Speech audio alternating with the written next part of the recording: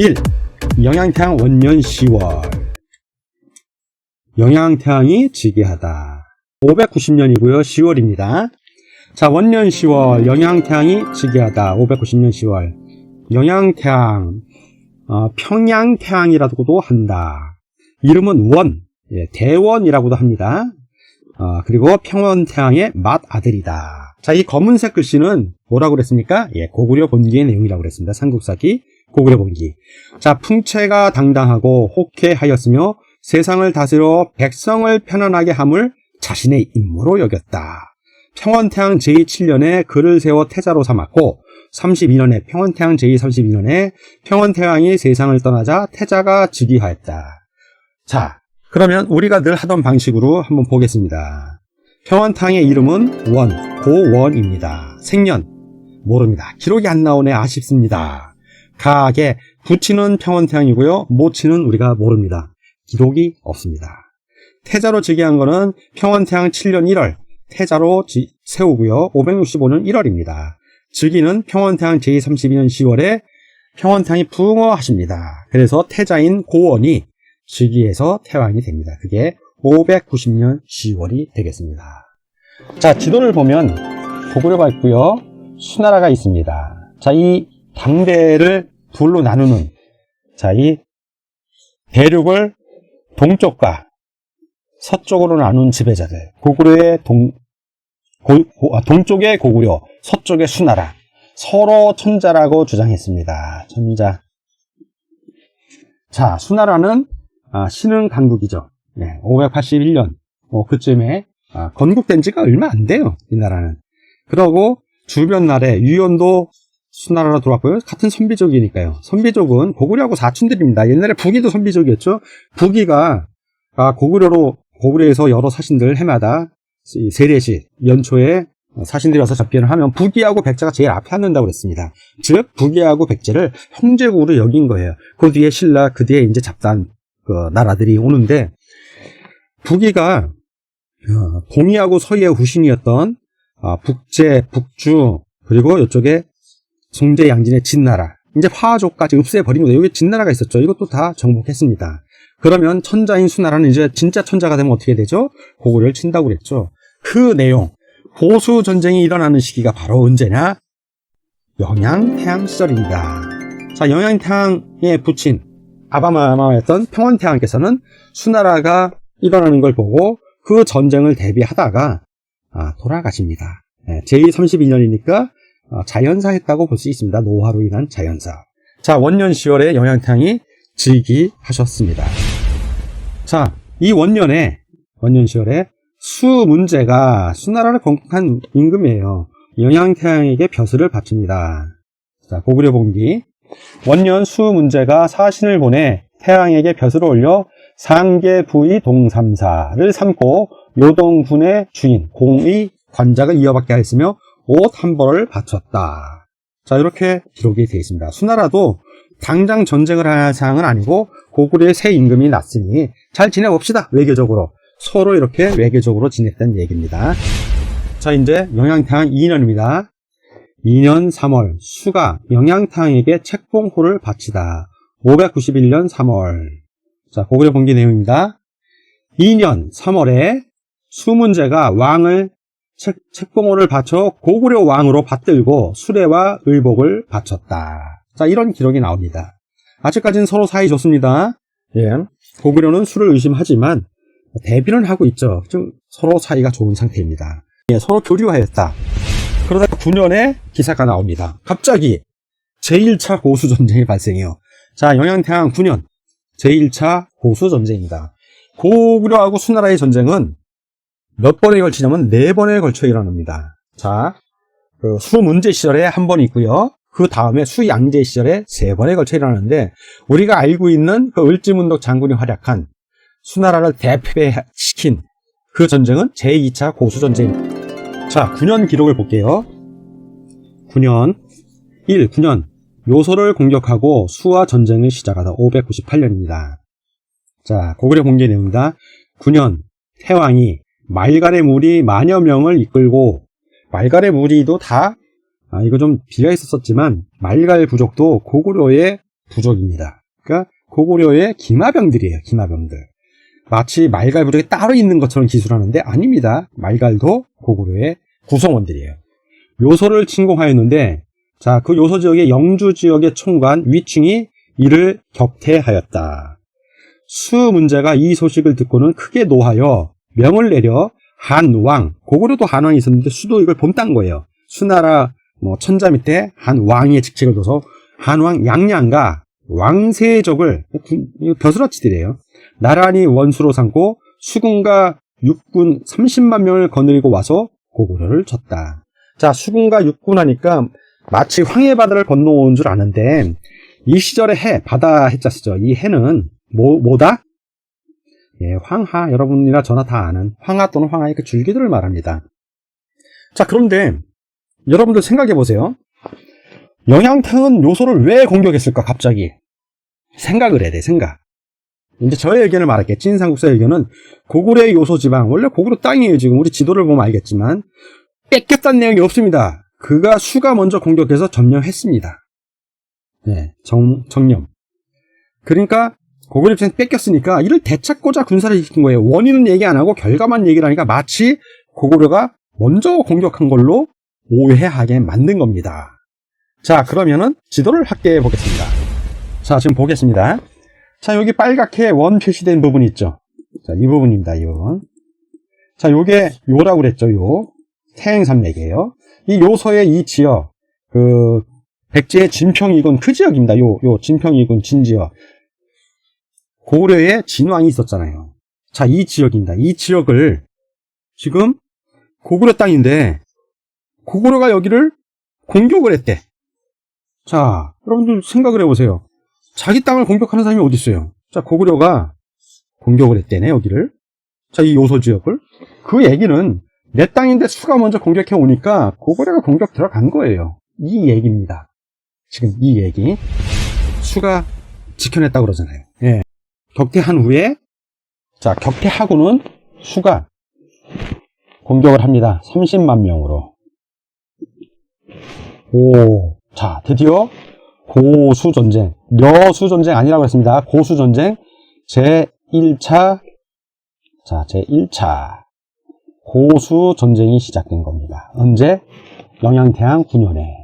자, 마치 영양태양이 요소 지역을 공격했기 때문에 고수전쟁이 난 것처럼, 고구려의 원인이 있는 것처럼, 고구려가 죄가 있는 것처럼 써놨는데 그게 아니라 수나라가 먼저 고구려의 요소를 뺏어잡고, 그래서 고구려가 되찾으려고 요소를 친 겁니다. 그랬더니 그걸 빌미로 수나라가 제1차 고수전쟁을 일으킵니다. 자, 9년 6월입니다. 영양태양 9년 6월. 수가 태왕의 간작을 삭탈하다. 이제 서로 적대국이 됐으니까 여름 6월에 수문제가 조소를 내려 태왕의 관작을 삭탈하였다. 자, 이제 고구려하고 외교 관계를 끊은 겁니다. 적대국이란 얘기죠. 예, 적대국이란 얘기예요. 완전히 전쟁에 돌입을 한 겁니다. 자, 이제 9년 6월의 기록 마저 보겠습니다. 자, 지도를 보면 요소지역, 원래는 고구려 땅이었는데 지금 제가 이렇게 별표한 요 동그란 점 수나라 땅으로 표시해놨습니다. 왜? 수가 이곳을 점령한 후에 여기를 기반으로 해서 고구려를 침략해 오기 때문에 그렇습니다. 자, 9년 6월 6월달 기록입니다. 9년 6월 수나라 군대가 고전하다. 598년 6월입니다. 9년 6월에 한왕 양양의 군대는 임유관을 나갔는데 장마를 만나 군량 운반이 이어지지 않아. 군량비가 안 와. 먹어야 되는데 군인 중에 먹을 것이 떨어졌으며 거듭 전염병을 만났다.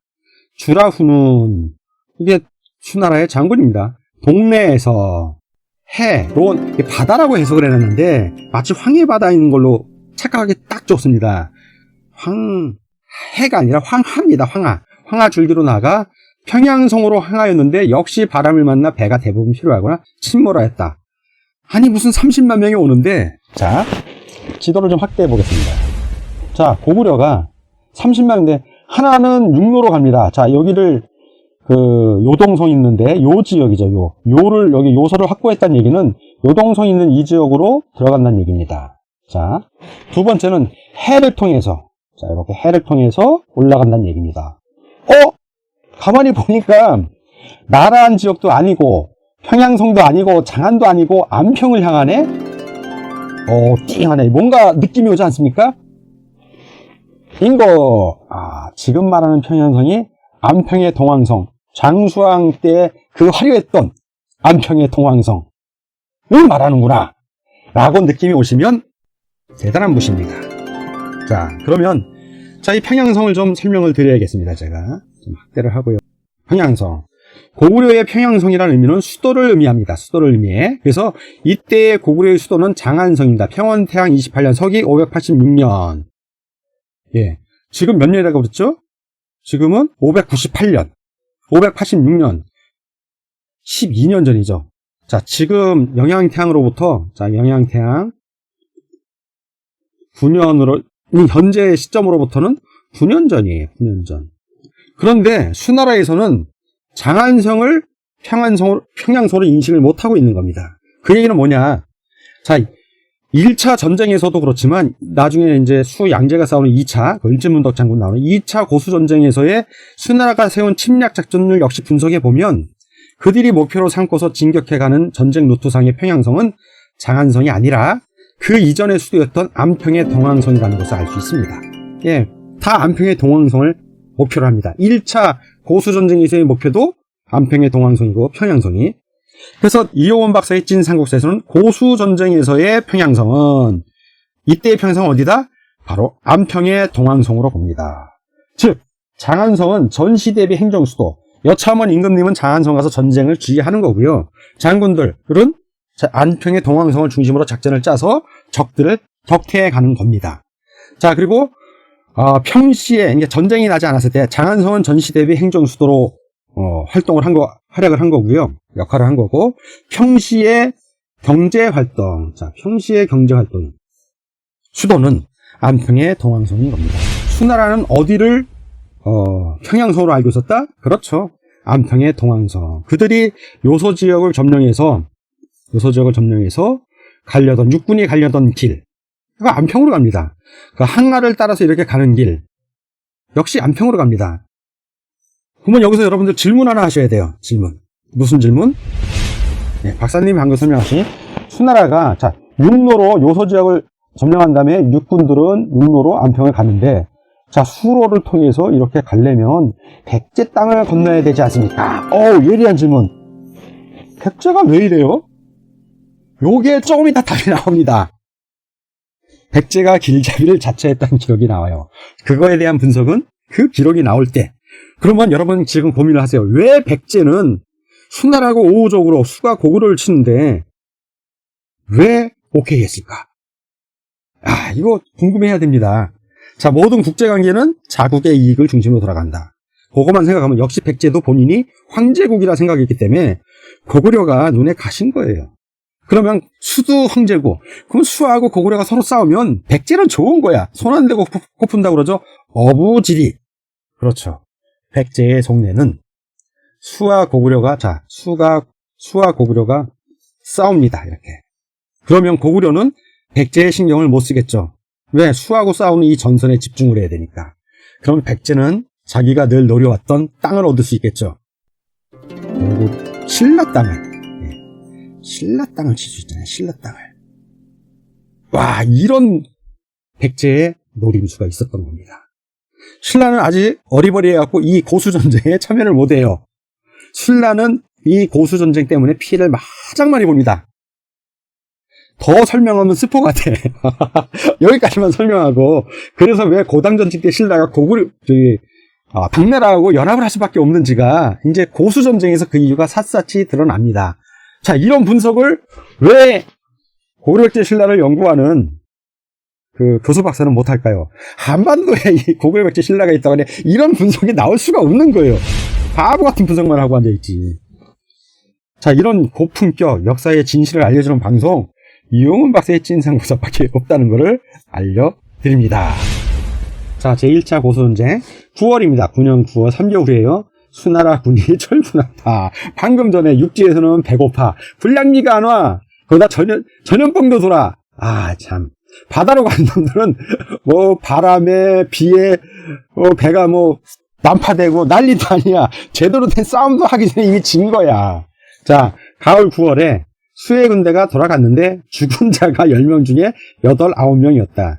과연 자 수가 육로로 안평을 공격하고 해로로 왔는데 자 육로는 굶었어요. 굶고 병들고 밑에는 그 난파됐어 배가. 비바람 몰아쳐갖고 장 맞이고. 자 그러면 고구려가 이걸 그냥 곱게 돌려서 보냈을까요? 아니지. 작사를 냈겠지 아주 분살동전. 근데 그 내용은 안 나와. 그 내용은 누군가 삭제했다는 얘기죠. 고구려의 역사를 축소해야 하려고 했던 사람들. 김부식은 아니라고 봅니다. 김부식은 고구려 번기라고 그래서 고구려를 천자국으로 기술한 사람이에요. 그 사람이 이걸 왜 삭제했겠습니까?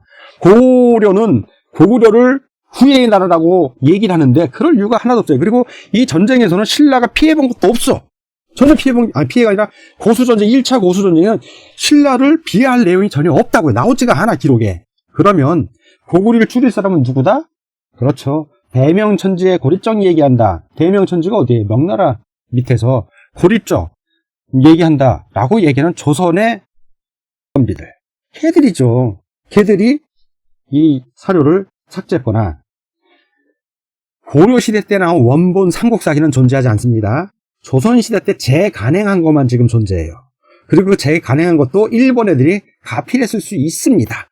그래서 조선 또는 일본이 이런 내용을 가필하지 않았나. 본류 내용을 우리가 찾아가야겠죠. 자 봅니다. 태왕 역시 고구려 태왕 역시 몹시 두려워하여. 아니 뭘 두려워해. 열에 9명을 죽였는데 두려워야 사신을 보내 사죄하고 순한테 사죄 때 이겼는데 사죄한대?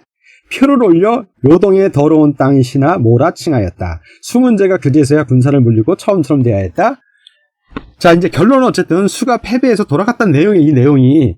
자 그러면 찐삼국사 이영원 박사의 찐삼국사는 어떤 의견을 갖고 있냐면 태왕이 사죄하는 표를 올렸다는 기록은 심히 의심스럽다. 나 안 믿어요. 예. 전쟁에서 승리한 고구려가 사죄의 표를 올릴 이유가 없죠 당연히. 대신 오히려 전쟁에서 패배한 수가 사죄의 표를 올리고 변방의 수모입니다. 예? 후퇴한 거죠. 이제 10명 중에 1명 살았으니 9명 이미 죽었으면 만족하시고 우리가 고구려 천자로 받을 테니 남아있는 애들이라도 좀 살려주십시오. 그리고 도망간 거야. 네. 그래서 결론은 삼국사기의 위 기록은 조선 혹은 일제가 가필한 것 같습니다. 김부식을 까지 맙시다. 김부식은 제대로 썼을 겁니다. 그런데 대명천지의 고리적 운운하는 조선의 선비들과 일제시대의 조선사 편수의 얘들이 의심스럽습니다. 자, 고수전쟁 정리해 보겠습니다. 수나라가 잠깐 요 전에 수나라가 먼저 고구려의 요 땅을 차지했습니다. 차지했죠. 그래서 고구려의 영양태왕이 응징을 합니다. 수나라가 먼저 차지했다는 내용 요거는 기록에 없습니다. 자, 이 기록만 나와요. 그래서 수나라가 열받아가지고 이걸 무들리친 다음에 두 군데로 육로와 해로로, 해는 황하라고 그랬습니다. 그래서 평양 고구려의 편에서 안평을 공격하였는데 육로로 간 애들은 굶고 병들어서 그리고 해로로 간 애들은 난파돼서 열에 9이 죽고 하나 돌아갔다는 얘기인데 당연히 고구려가 반격을 하죠. 절대로 고구려는 의도맞고 가만히 있는 나라가 아니에요. 작사를 냅니다. 작사를. 자, 여기서 수나라는 뭔가 느꼈겠죠. 뭘 느꼈다? 자, 이 수나라의 지금 공격 패턴이 안평을 바로 평양성을 직접 타겟으로 하는 거잖아요. 이건 무슨 전략이다? 수나라의 이 전략은 이 전쟁 전략을 보면 전격적으로 속도를 가미한다는 얘기예요. 수도를 또 진군해서 공격하는 전략이에요. 전격 수도 진공 전략을 썼는데 결과는 뭐다? 실패. 전격 수도 진공 전략을 쓴 게 이전에도 나오죠. 기억이 나시는 분들이 있을 거예요. 일단 맨 마지막에 제가 오늘 방송 마지막에 다시 한번 정리하지만 지금은 여러분들 기억을 한번 되새겨요. 첫 번째. 자, 동천태양 때. 자, 위나라 관국원 기억납니까? 관국원도 전격 수도 진공 전략. 그래서 환도성을 향해서 가잖아요. 환도성을 향해서. 그 환도성을 향해서 태원 이쪽에 자, 태원 이쪽에 뭐라고 그랬죠? 거기가? 현토군. 자, 현토군을 통해서 환도로 직접 가다가 현토에서 두 번 지고 세 번째 보이지 않는 도움을 받아서 이기죠. 백제의 고유양의 지원군 덕분에. 자, 이때도 결국 나중에 동천태양이 병력을 수습해서 돌아왔을 때 그냥 퇴각합니다. 전격 수도 진공 전략은 승리를 해도 고구려 후방이 워낙 튼튼하기 때문에 결국은 퇴각합니다. 자, 두 번째. 기억나십니까? 예, 전연. 이건 언제냐면 고국원 태양 때. 자, 전연의 모용황이 역시 환도성을 내서 전격적으로 수도 진공 전략을 합니다. 근데 얘는 광구검의 전격 수도 진공 전략 하나 이거 외에 김한술도 썼죠. 예, 루트를 두 개로 해서 한쪽은 대군이 오리라고 한 데는 소군을 보내고 소군이 오리라고 생각한 산악지역으로는 대군 본인이 가요. 그래서 고국원왕이 집니다. 예, 소군이 온 쪽은 막아냈는데 대군이 온 쪽은 생각지도 못했는데 산악길로 전연의 모용왕의 대군이 오니까 고국원 태양이 근위병 포함해서 병력을 모아 막아 싸우다 칩니다. 그래도 후방으로 후퇴했다가 다시 진격해서 원래의 있던 병사들, 예, 주력군들이죠. 연나라의 소군을 격파한 그 주력군, 고구려의 주력군과 그리고 고국원 태양이 수습한 병력들 이게 오니까 바로 또 퇴각합니다. 세 번째가 바로 고수전쟁에서 지금 영양태양 시절이죠. 수나라의 문제가 한 전격 수도 진공 전략. 요거는 루트 2개. 근데 루트 2개 다 실패하고 퇴각합니다. 자, 수도 진공 전략은 전격 수도 진공 전략 전책은 역사적으로 볼 때 고구려의 등치로 봐서는 도저히 전명할 수가 없는 실패한 전략인 거예요. 그걸 수문제가 썼네? 그러면 그 아들 수양제가 2차 고수전쟁이 됐기 때는 그 전략을 쓸까요? 안 쓸까요? 그렇지, 안 쓰니까 알려드리는 거예요. 안 쓰니까. 자, 백제 병병을 칩니다. 이제 전쟁이 끝났어. 수나라가 돌아갔어요. 자, 영양태양 분영 5월. 자, 수나라는 돌아갔고 전쟁은 끝났습니다. 그런데 백제 병병을 친다는 고구려 본기의 기록이 나와요. 598년 9월입니다. 자, 기록을 보겠습니다. 9년 9월에 백제왕 창 위덕왕입니다. 수에 사신을 보내 표를 올리고 수나라 군대에 길잡이를 삼아주기를 청했어요. 내가 길 잡아주겠다. 수 문제가 조서를 내려 9월달에 한 번 더 치세요. 이 뜻이야. 고구려가 죄를 자복하여 짐이 이미 그들을 용서하였으니 사실 깨져서 돌아갔는데 참 표현은 아주 고상하게 하고 있습니다. 칠 수 없다. 뭘 용서해서 칠 수 없어. 내가 지금 깨져서 돌아갔고 칠 병력이 없어. 이 소리 한 거예요 지금. 근데 그래서 그 사신, 백제의 사신을 후하게 대우해서 보냈다. 왜? 너희들이 원하는 걸 못 들어주니 사신이라도 후하게 대접해서 보내는 거예요. 자, 태왕이 그 일을 알고 백제의 병경을 찾다. 뭐? 아니, 수나라가 고구려를 치는데 어째 해로를 이용해서, 황하를 이용해서 공격을 해오네? 너 백제 니들이 길내준 거지? 이놈들하고 공격을 한 거예요.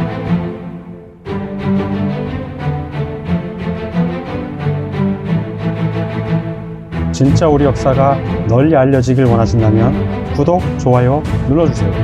감사합니다.